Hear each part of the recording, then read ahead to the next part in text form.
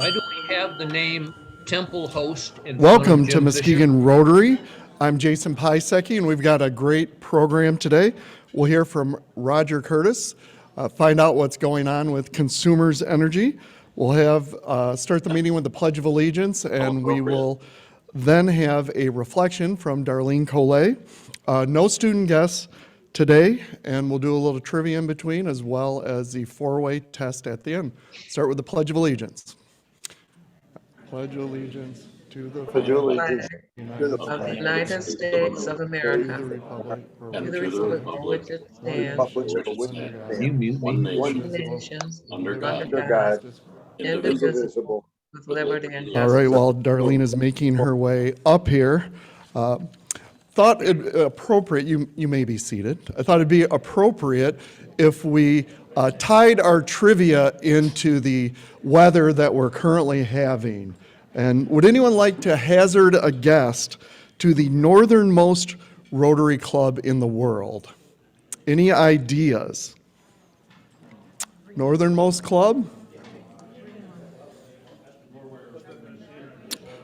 All right, I'll give the answer. The northernmost club in the world is the Arctic Circle Club of Barrow, Alaska, in the United States. There's no prize, Meredith, just the satisfaction of knowing that you knew. All right, Darlene? Good morning.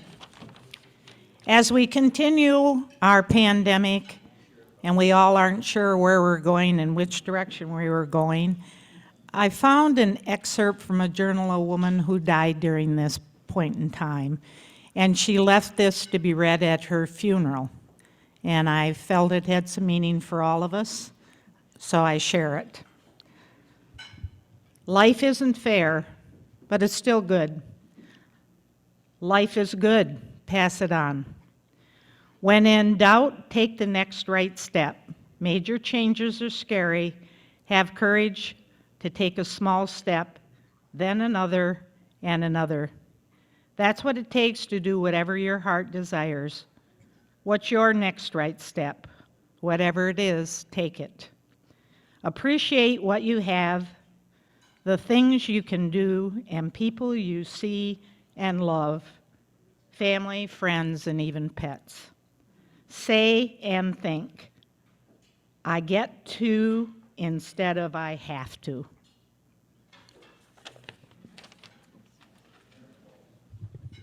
Thank you, Darlene. Enjoy lunch, and we'll be back with our visiting Rotarians and guests. Then we'll do our program. Here we go. We're going to get back to our meeting, and we're on to our visiting Rotarians and guests. Josh Silvis, Roger Morgenstern, Rich Houdeman, if you can make your way up here with your guests and introduce them to the club. See who gets up here first. I was going to say, Josh still has a quick first step after his Jackie Robinson birthday. Oh, good. Oh, you got good. All right. Okay, good. I'm like, Stand over oh, that's right. I got to be in the camera. there. My beautiful daughter. Well, some of you may not know me. I'm Roger Morgenstern, and joining me again is my lovely daughter, Emily, who as of this month is now the Director of Marketing and Governmental Affairs for the Muskegon Chamber, and I've been told the paperwork is underway to get her into Rotary. So, Emily.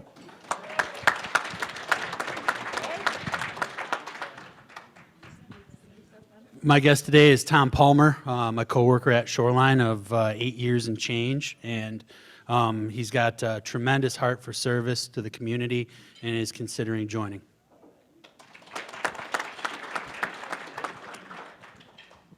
Hi, we have a few guests today. Josh Brigette, Executive Director of Community Affairs at Consumers Energy, and we also have Roger Curtis, our VP of Public Affairs from Consumers Energy, and Roger's going to be speaking today. So welcome these guys from Jackson.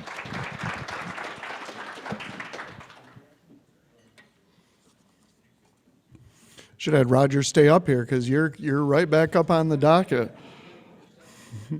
I'll give you a moment to catch your breath while I introduce you to the club.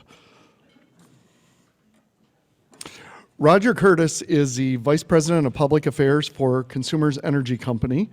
He was named to the position in October of 2018.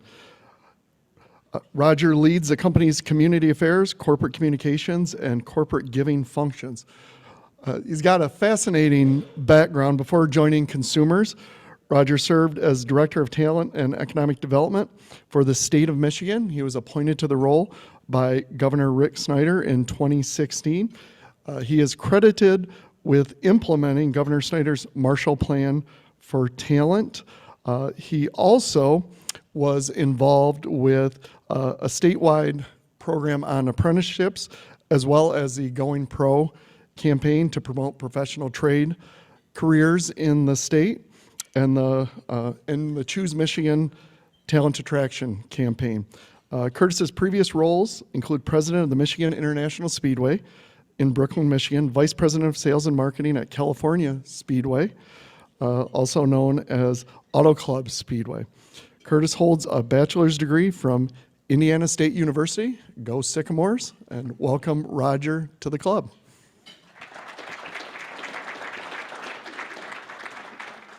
Thank you, Jason. Obviously, I have followed a very logical career path. NASCAR, government, talent, and now energy. So, yeah, we'll see what's next. But thank you very much. I greatly appreciate being here, Rotarians, and very honored to be with you. I'd like to talk to you today about a topic that's very personal to me. In fact, it's a passion of mine. It's called hometown service.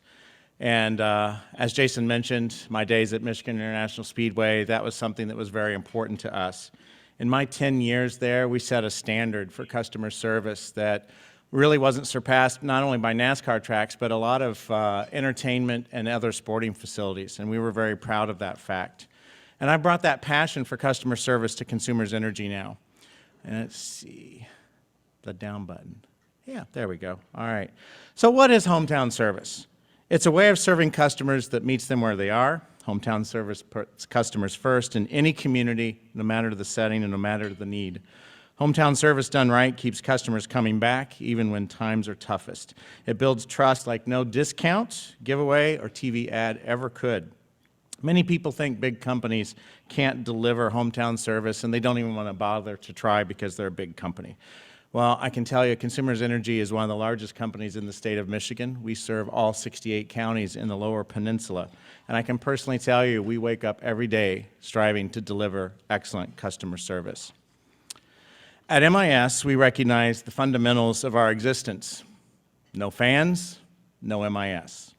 We genuinely appreciated that our guests chose to spend their time and money with us. Now, I know I've set myself up for the punchline here. I know what you're going to say, Roger. We don't get to choose who provides our electric and gas to us. So, hey, that's correct. Absolutely correct and very fair of you to say. But I can tell you in all honesty at Consumers, from our CEO, Garrick Rochow, on down, we believe that is even a greater reason to strive for excellent customer service and deliver exceptional customer value. We do it because we're big, not in spite of it. And I'm going to show you how and why, and we'll get started here. So I'm going to start with my Domino's Pizza moment. I'll be honest, Consumers Energy is far from perfect. I've discovered that in my 3 years with Consumers. We don't make pizza, so I can't say our pizza sucks, but we do recognize that we need and can do more for our customers. I'm certain that everyone here will agree with that, and that's okay, because we're striving to get better just like all of you. We don't always get it right, but as one of Michigan's biggest companies, it is our privilege.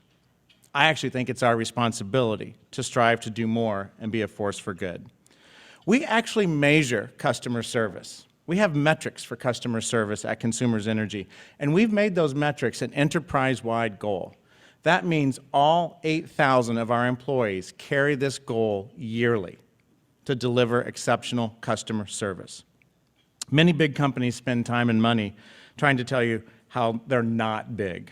I understand the impulse. I get it. Customers don't like the big company feel like they're just a number, a faceless name in this quagmire of being in a big company. And it's even harder for us as a utility energy company, we are a transactional commodity.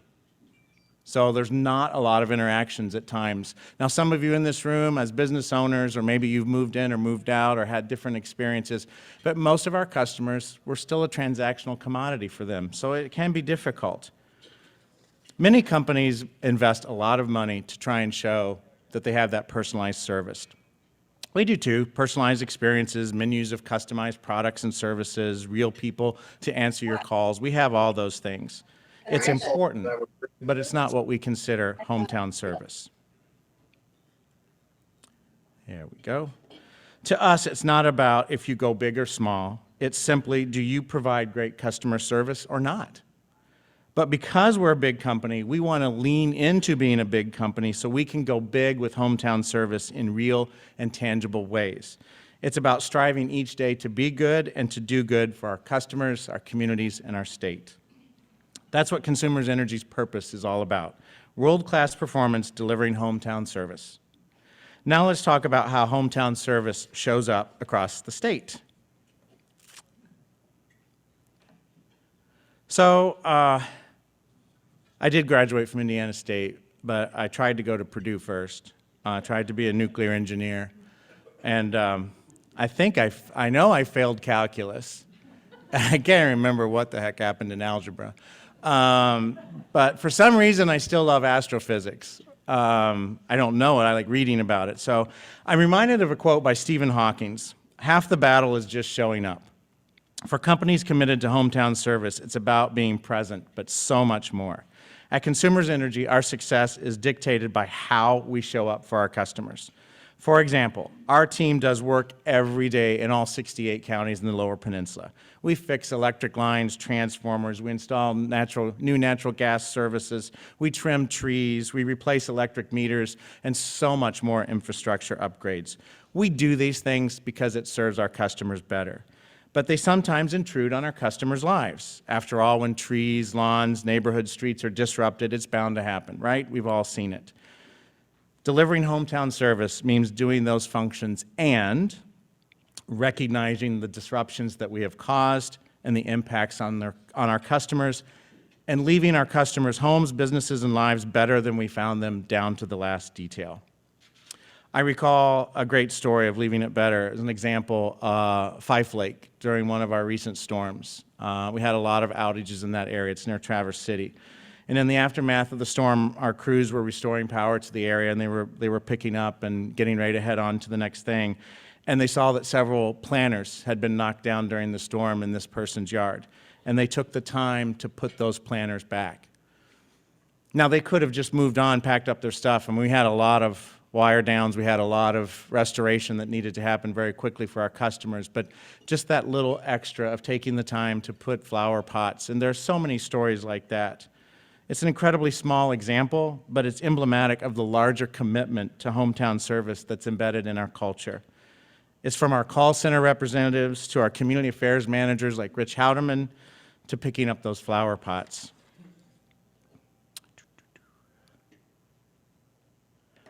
Let's shift to another example. I want to talk about COVID-19.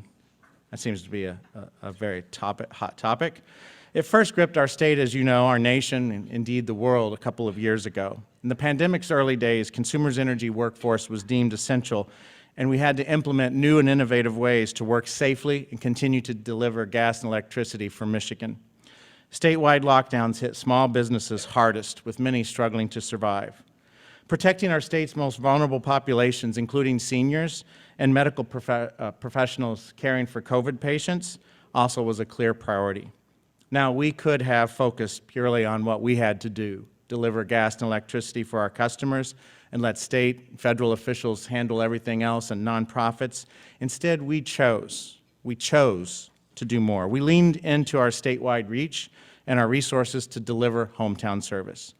In energy, we offered customized energy payment plans and personalized payment solutions to help our most vulnerable customers bridge gaps.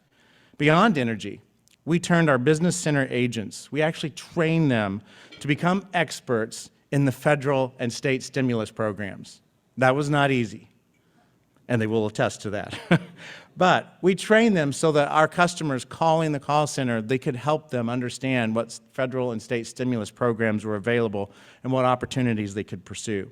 We created a small business toolkit to help business owners understand which federal and state programs they could apply for.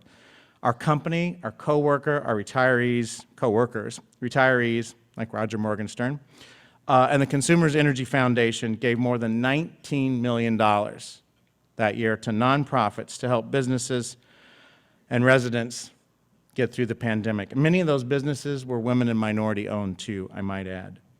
We also encourage small businesses in need to work with the Muskegon Lakeshore Chamber for the latest federal and state stimulus programs and to advocate for more resources. COVID-19's impacts were unprecedented and remain so today. As it was then, our goal now is to help communities in Muskegon and communities across Michigan get through this in energy and beyond. After all, Muskegon is our town too.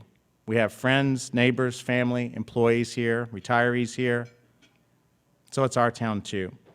Speaking of our town, as I mentioned,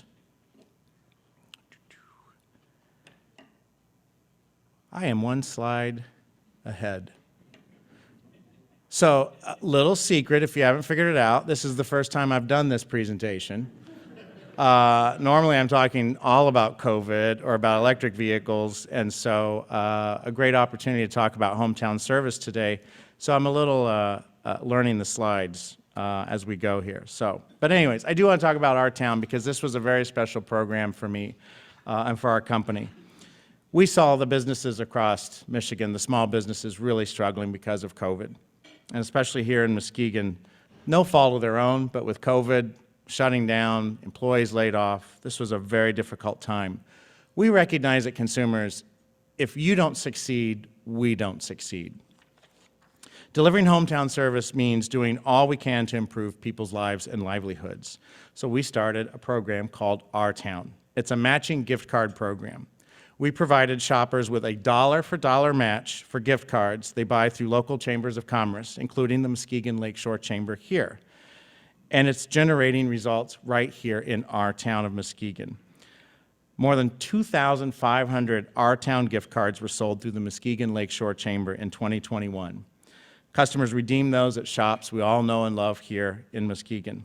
The top three were Pints and Quarts, Dr. Rolf's, and Blended Furniture Market.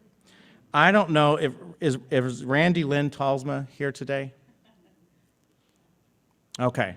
Well, we talked to her about what our town meant for her, and she loves it, as you might imagine, because it was basically free money for customers. If you bought a $50 gift card, it became $100. If you bought $100, it became $200. And she loved it because it brought new customers into the store. It had them buy bigger ticket items than what they maybe would have done, and try new things that they might not have been shopping for. Our town is an example of hometown service that helps make lives and livelihoods better than what they would have been.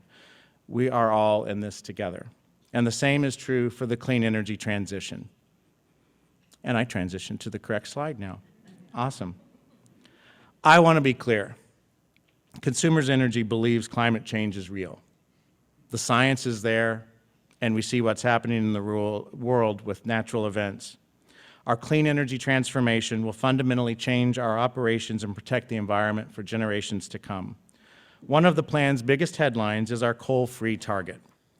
Ending the use of coal will improve our air quality, cut greenhouse gas emissions, and conserve Michigan's wonderful clean water. We plan to retire our coal plants by 2025, 15 years sooner than we originally planned. Our Campbell Generating Plant Complex near Holland and Karn Generating Complex near Bay City have served our state faithfully for decades. We promise we won't leave anyone behind. As we have in the past, we plan to support the employees and communities affected by these early plant retirements. We're going to help find roles for those employees who want to stay with Consumers Energy, help local leaders pursue new economic futures, and fulfilling our environmental responsibilities at those sites. We took the same approach with the Classic 7 coal units that we retired in 2016. That includes the Cobb plant right here in Muskegon, along with the Whiting plant near Monroe. I do want to share a quick story about one of our employees and teammates, Frank Rand. Frank spent almost 2 decades at the Whiting plant, He said the folks there and the plant were like family to him. When the plant closed in 2016, Frank said it was like losing a member of the family. And he commented, and I thought this was really eerie, that during the last few days he would walk through the plant and it was very empty and it was like walking through a skeleton. He said closing Whiting was difficult, but he and the Whiting team went through it together and they understood why we were doing it. Today, Frank is still with Consumers Energy. He works at our South Monroe Service Center, maintains environmental compliance on our natural gas compression stations on Michigan's east side. In Frank's words, I have no complaints. I have a good job, and I'm working with great people. I'm proud of the deliberate, thoughtful, and caring way we safely decommissioned the plants.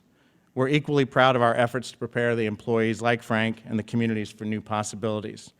Our Classic 7 is an experience that provides us an invaluable blueprint for the future. We know what success likes for those communities and how to get there. I recently heard a quote that I really like a lot. Humans messed up the environment by mistake. Think what can happen if humans decide to fix the environment with intent. Consumers Energy has the intent, and we're committed to lead. We have the responsibility to lead in Michigan. By 2040, we plan to meet 90% of Michigan's energy needs with clean resources, including solar. We've already begun tapping more solar power using a mix of owned and contracted resources. In fact, we are embarking on the most aggressive solar build-out in our history. We plan to add 8,000 megawatts of solar power by 2040. Our plan also would help us achieve 60% emission reduction by 2025, just 3 years from now. It also keeps us on course to be net zero emissions by 2040. We've asked ourselves, how do we cultivate economic vitality and a quality of life? How do we create solutions that are good for businesses and customers and the planet? There was a time we would have had to have chosen expensive, affordable, clean, or dirty. That's not the case today. Energy can be safe, reliable, affordable, and clean. It is possible to, and Consumers Energy is committed to, providing clean energy delivered more reliably, more affordably than ever before. We're moving toward renewable energy and cleaner energy sources because it's good for the planet, it's good for our health, and it is good for the economy and business. Even something as huge as a clean energy transformation shows up in hometown service. I know it sounds strange, but it's centered on partnering with you to use less of our product, not more. Very counterintuitive. But we have very innovative ways through a smarter grid, energy efficiency programs, and smart usage reward for residents and businesses. Leading the clean energy transformation is imperative to our success, your success, and Michigan's future. In closing, I hope I've given you a good glimpse of what hometown service means to us. I greatly appreciate that. We're not perfect, we know that, but we are striving every day to be better. It's about choosing to do more than what's required, much more for us in service to our company, and our customers, our communities, and our state. It's about viewing every customer interaction as a chance to win your hearts, your minds, and ultimately your trust. It's about using our time, our talents, and our resources, and frankly our size and scope as a big company to be a force of good, be a force of change. Candidly, it's why I chose to come to work at Consumers Energy. I have the privilege of pursuing a livelihood in ways that connects me to a larger purpose, and I can make real, tangible difference in the world and for Michigan. Please stay safe. Please stay healthy for yourself, your customers, your friends, your family. I can look forward to continuing to provide hometown service to all of you. I appreciate it. I think we do have some time for some questions. I will try to answer in my best. But I do want to end with one last quick thing about Muskegon before we open it up for Q&A. So I did come here with Ted, and actually President Nasberry, who I don't think is here today, he gave me a tour at the time, because professional trades is what we were working on, of the old Chronicle building. It was completely gutted at the time. And so last night we went out to, Roger and I had some drinks at 794, and then we had dinner at Capone's, and Rich drove me by, and so I got to see the new facility from the outside. I haven't even been in yet. Holy cow. I am just so proud of what's happened there and in the whole city of Muskegon, all these new restaurants, all these new shops, all these new buildings, everything that's going on. Troy gave us a tour of Muskegon Heights this morning. His vision for what's going on there is just absolutely phenomenal, and I hope that we can continue to provide hometown service for Muskegon and Muskegon Heights. So thank you very much. Appreciate it.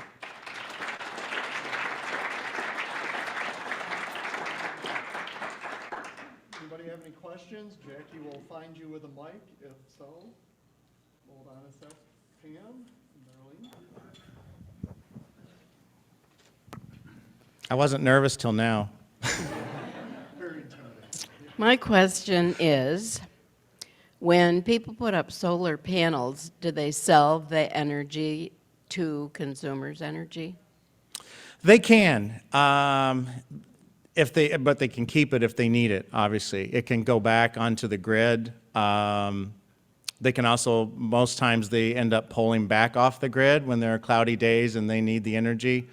So those rooftop solar programs, I mean, in our humble opinion, we would rather see utility scale size because it's more just of a cost spread out for everyone to have the solar versus or a community solar even versus the rooftop solar. But we appreciate that there are people who want to do that, and we try to support that as best as we can to make it as fair as we can for everyone. And I didn't mean the rooftops, I meant the 25, 30 acres of solar Oh, panels. okay. So you mean if someone were to do a solar project on that scale?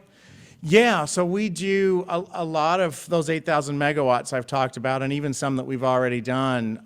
We own some of it, but we're also contracting it. We're putting it out for bid to see, that's our goal, is to get the lowest possible price per kilowatt for our customers.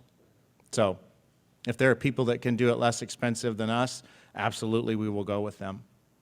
Yep. I just wanted to say kudos. I live in a condo development. Recently, we had a power outage with some residential development work, and Consumer Energy provided generators for 2 of our invalid owners, and Thank it was you. very much appreciated. Thank you. I appreciate that. Hello, can you tell us what Consumers is doing to support the expansion or the development of electric vehicle charging stations across the state? I can, but I also don't want to steal another gentleman's thunder. Carl Blass is going to be here in March to speak about EVs. But we are doing a lot. We have committed to a goal of supporting the infrastructure for 1 million vehicles, 1 million electric vehicles in our territory. So we are doing a lot of both fast charging in communities, at businesses, and then home programs too. And we've got some really exciting programs, and as I keep talking, I said I wasn't going to steal Carl's thunder, and I keep talking here. But he's going to be talking about some very exciting programs when he's here in March that we'll be debuting this year to help people, because it can be kind of an intimidating, especially as a homeowner. It's a little bit different if you're a community trying to get fast chargers downtown or something, but as a resident and just a citizen, it can be a little intimidating about what do I have to do to my home and how do I do it and who do I call, and so there'll be some really exciting news that he'll share with all of you about that. But we're doing a lot, sir, a lot. I just want to say thank you for 2 things. One is you do a great job of providing the community with representatives that we know, and we can pick up the phone at any point if we have a question or a concern. Roger, who I worked with for years when I was with the city of Muskegon, and now Rich, that we're working with as I'm with Greater Muskegon Economic Development. And 2 is thank you very much for your grant assistance, which we were able to take advantage of that so that we could help the community with your grant funds. And we even got a grant actually for Muskegon Heights through the EDA because we were a coal community. And since the coal plant left, we were able to get higher points because of that fact, and we were able to bring additional money into the community. That's awesome. So, thank you. That's great. Yay. This was a much better Q&A than I thought it was going to be. Let's keep it going. Any more questions? Oh, yeah. I'm so sorry. I totally forgot about our Zoom members out there. My bad. Germany's coal phase-out has hugely increased electricity costs, and Germany has now had to go back to coal to meet power shortages. How will consumers avoid that? Well, this is a really complicated question that I flunked at Purdue, don't forget. But yeah, so the question is, and I'm paraphrasing here a little bit, I think. So Germany switched away from coal, and the price of electricity went way up, and now they're having to go back to coal. We're seeing the price of renewables, both solar and wind, come down dramatically. And I can't speak for Germany, but we certainly here in the United States are seeing some tremendous cost reductions in solar and wind. And now for us at Consumers, don't forget, we are keeping our gas plants going. So not to get really complicated here, but really the regulations for utilities are, and I think we talked earlier, I can't remember if it's 10 or 20%, but really you have to have a generating capacity to be 10 to 20% over your peak demand. And for us here in Michigan, that peak demand is a period, even with climate change, is about 3 weeks in the middle of the summer, where we have that peak demand with air conditioners and things like that. So really, when you think about it, if you follow the demand curve, it comes down after that period of time. And most utilities, us included, but most utilities around the country have overbuilt capacity tremendously because of this need to just have that extra over the peak. So that's where having solar in the summer will act as a way to help us with that peak. Having the gas stations, the gas plants will be able to help us the rest of the time. And then we are starting to see a lot of amazing technology with battery storage, and the cost of that will start coming down, we believe, just like we saw with solar. As that technology advanced, that's what has allowed us and other utilities around the country to do so much with renewables. So I hope that helps. Okay, thank you very much.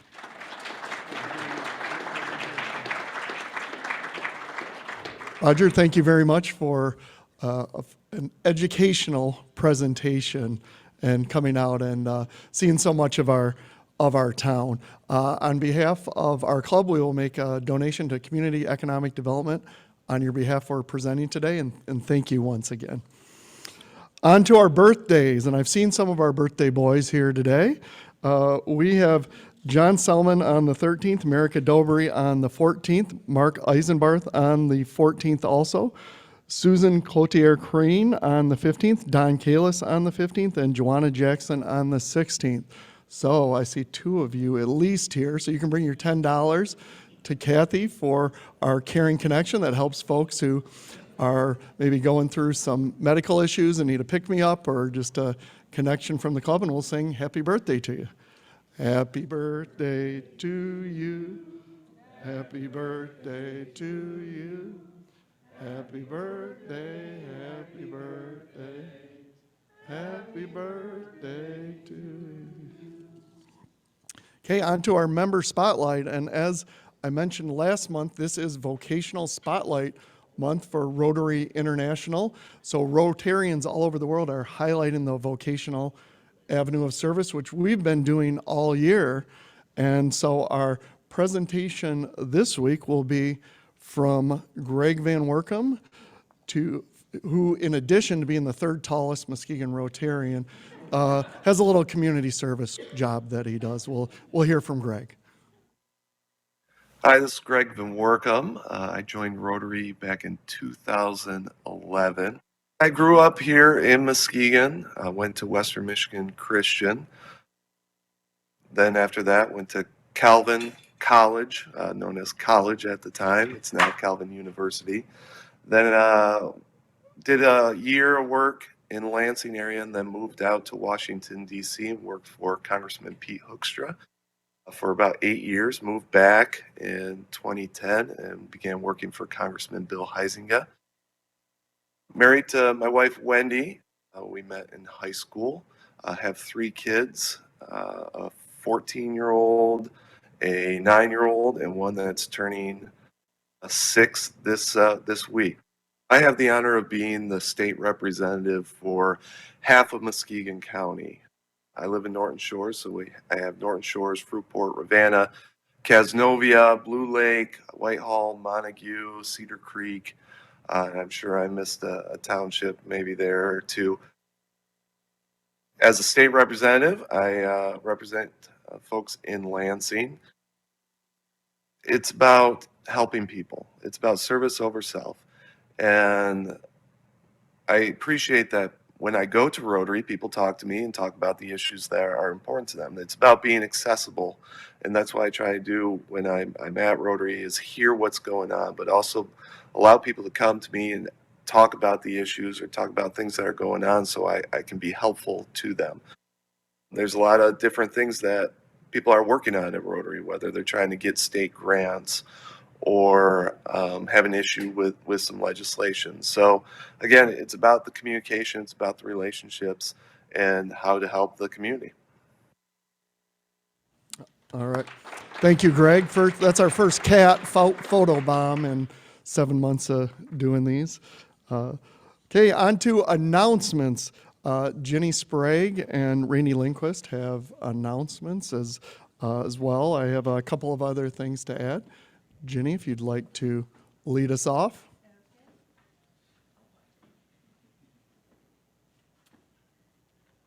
You are a lot taller than me.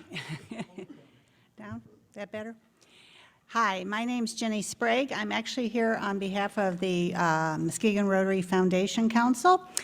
And in that capacity, I have the pleasure, that's in quotes, of coming to you each year with the announcement of the district's 50-50 raffle. Every year they have this raffle. It goes from January 1st this year to February 28th. And we sell these raffle tickets. They're $20 a piece.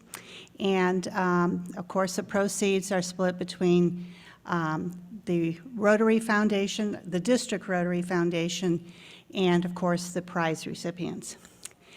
The district uses their foundation money to help with district grants.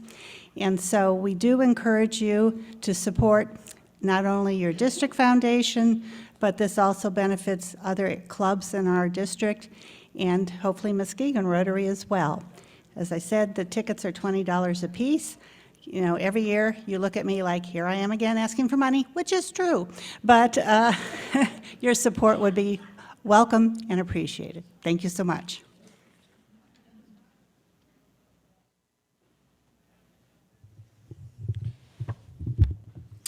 All right, so Jason, being a former Muskegon YMCA board member like I am now, I knew I could bribe him to make a special announcement. On your table is a card for the annual gala for the Muskegon YMCA, which benefits the Live Strong program we run, which works with cancer survivors and those dealing with cancer, helping them return to a healthy lifestyle. The gala is February 5th, so there's several ways you can help and support. You could certainly buy a ticket or a table if you want to buy a table for a group to attend that event, but also we're looking for sponsorships and also auction items for our silent auction and live auction. So if you have anything you'd like to donate to the YMCA for that purpose, we greatly appreciate that. MuskegonYMCA.org/black tie for more information, or you can contact me to donate something to the cause. Thank you. Thanks, Jason. I'll let you give this to Kathy. I don't want any perception of impropriety. Yes, Randy is much taller than me, and he is now the tallest Muskegon Rotarian, so my trivia from earlier in the year is updated. Want to welcome everyone that's joining us on Zoom. We have 26 on Zoom today, which is our highest Zoom number since we've been in person. In addition, we have 64 here in person, so 90 Muskegon Rotarians connecting today, which is fantastic. Okay. At our board meeting on Tuesday, January 11th this week, the board of directors approved Christy Negingas' nomination for treasurer for our club. So the way the process works is we're announcing it today. We will hold a vote, a voice vote next week, so come here in person next week. This is to fill Tim Arter's position, who is the president nominee coming up in a couple of years. At this time, I'd like to ask if there are any other nominations from the floor for the position of treasurer for Muskegon Rotary Club. I anticipated that. Thank you, Christy, for raising your hand. No, you do a fantastic job. So next Thursday, we will call for a motion and a vote on Christy's nomination. The last item I have is some bittersweet news, but I like to think of it as a bit of a celebration. Gary Post turned in his resignation to Muskegon Rotary. Many of you know Gary has been a longstanding member in our community, and he is retired now. So as he enters this new stage in his life, he has other things that he is going to be focusing on. And I asked him, he put in a very thoughtful resignation letter. If I could share the news with the club first of all, because Gary's been such a big member of our club, and a few of the things he said really struck me. First of all, he pointed out that he's been a member for 28 years, and what he really values most and will miss about our club is the relationships that he's built and the positive impact on the community that Muskegon Rotary Club makes. He values his Paul Harris Fellowship, and he went on to add that there is not an organization in the community that, in Gary's humble opinion, he feels does as much good as Muskegon Rotary. So if you see Gary out there, say hey and thank him for his many years of service. And he's not going anywhere. We won't see him on Thursdays as much. Okay, raffle. Ed Henriksen is doing the raffle today. What's going to be first up, Ed? $5.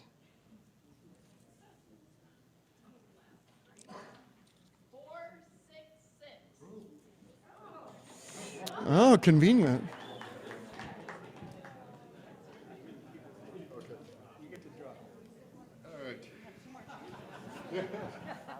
For $10. Last three digits. All righty. 506.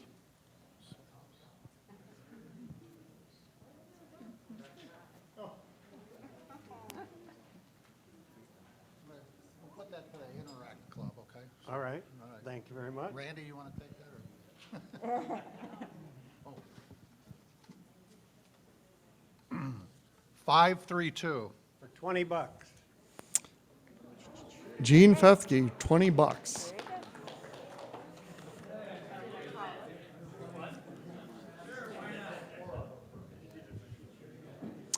That'll bring us to the conclusion of our meeting this week. I want to thank Emily, Tom, Josh, and Roger for visiting us today. We hope to see you all again, and some of you we will be, because we know Emily's turning in her application for membership, which is a nice segue into our program next week. Cindy Larson will be here giving an update on the Muskegon Lakeshore Chamber of Commerce, so you want to be sure to be here next week, either in person or on Zoom, and hear what is going on at the Chamber. All right, if everyone can please rise, we will do the four-way test. Of the things we think, say, and do, is it the truth? Is it fair to all concerned? Will it build goodwill and better friendships? Will it be beneficial to all concerned? Enjoy the rest of your week. See y'all. Have a great day, everyone.